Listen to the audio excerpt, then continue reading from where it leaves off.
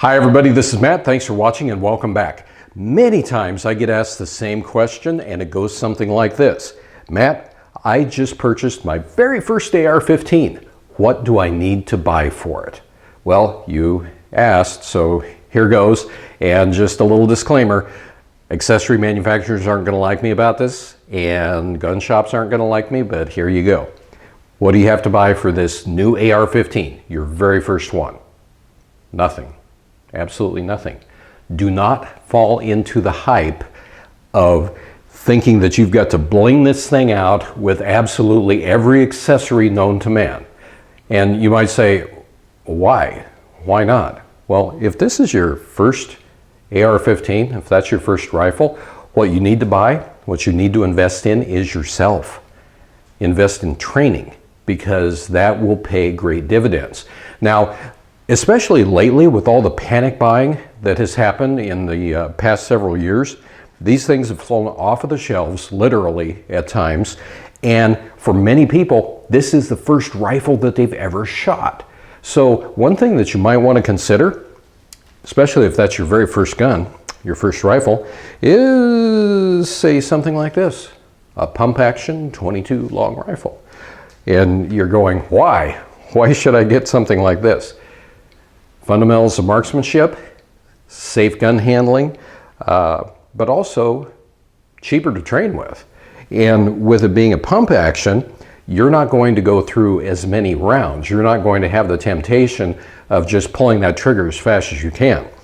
And I say that because this is the gun that I learned to shoot with as a boy. And it still works as well today as it did 50 years ago. Now, also, back in the day, we did not have the luxury of being able to afford paper targets. We really didn't. And I was always taught to aim small, miss small, which meant shooting at small objects at a distance. Now, those objects could be pieces of paper. They could be, for example, farmers' matches or something like a Q-tip. And you might be going, why shoot at something that small? Because of the fundamentals of marksmanship, getting it accurate, know how to work with iron sights. Because if you can hit something this size, say at 15 yards, that's pretty darn good shooting.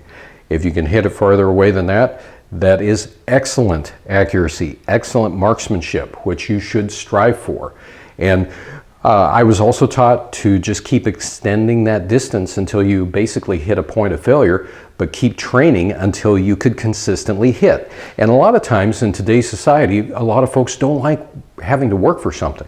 And instead, we succumb to gadgets and technology instead of the fundamentals. So when it comes to an AR-15, there have actually been a couple of times where I've seen somebody with what I would call a case of gun lust of, I need it, I want it now. They were buying an AR-15, presumably for the first time. It didn't have any sights on it. The salesman was talking to them in the gun store about buying sights for it because they're important, and they just completely blew them off.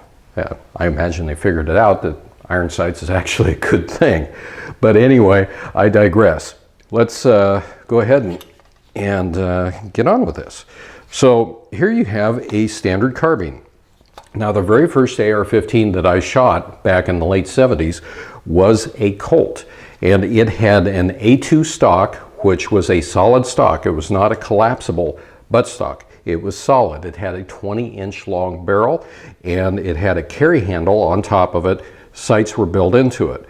So that was it. There really weren't any accessories available for it. So you, at that point in time, had to learn how this thing functioned, and you had to learn how to be able to shoot it with iron sights, and also how to properly manipulate the thing. So for those of you that are brand new to this, let's just talk about some of the things that are a difference between wants and needs and stuff like that.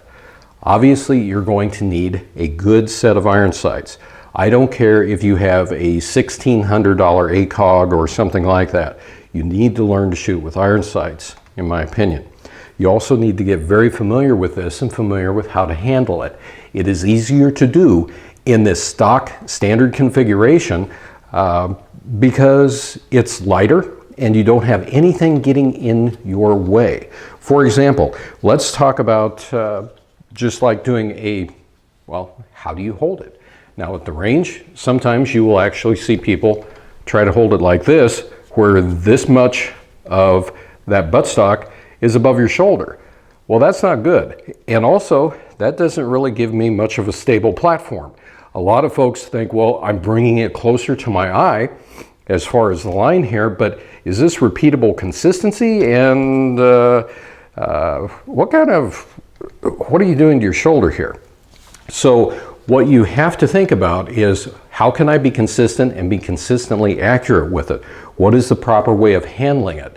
Do I put the stock here? Do I put it even out here? Or do I do like I've seen in the movies and put it right there? No, you don't. What you're wanting to achieve is getting this thing in the same place all the time. And not having anything on it allows you to practice the stuff that a lot of folks find to be boring, which happens to be like, say, a transition. I am a left-handed shooter predominantly, but if I need to transition here to my right hand, I just simply am reaching forward, come back, come up like this. Conversely, I want to go to the other side, I come up like this. So we just simply practice these, and something as simple as this helps. But again, learn how to shoot this thing, learn how it operates, learn how to clean it and how to maintain it. Because just like anything mechanical, it can and will fail on you at some point in its lifetime. So again, this boils down to learn how to shoot accurately with iron sights first. Don't waste your money on a high-priced optic or other, gizmos and gadgets, because my friends, I have seen people at the range where at a 20-yard distance, they had a full-sized target, which basically comes out to about this wide, and it extends like this, and it's a silhouette target, and I have seen it look like somebody hit it with a shotgun. There was a hole everywhere in that paper. That's not being accurate. And again, consider something like this. If that's your first go-around with a rifle, consider something like that. It'll be way, way, way cheaper than, say, the current price of about 32 to 34 cents a round for this versus 6 cents a round for a 22. But if you invest in yourself, you invest in training, that will pay you multiplied dividends throughout your lifetime. You can't take that away. Once you learn something, once you know something, once you've seen something, you can't really unlearn it. You can't unsee it. And when you get good training from a good instructor, it will make an impression on you. It will make you more accurate. It'll make you just simply better all around. And isn't that what we're all in this for to begin with, is just to be safe and to, I don't know, just be the best that you can be. So anyway, there you have it. Don't waste money on gizmos and gadgets. Won't do you any good. Learn accuracy first. So there you go. Anyway, that's my 2 cents worth. Take it or leave it. I know that there's some people out there that won't like it, but hey, that's just the way it goes, right? Anyway, thanks for watching, as always, everybody. And until next time, everybody have a good one. And of course, be safe out there.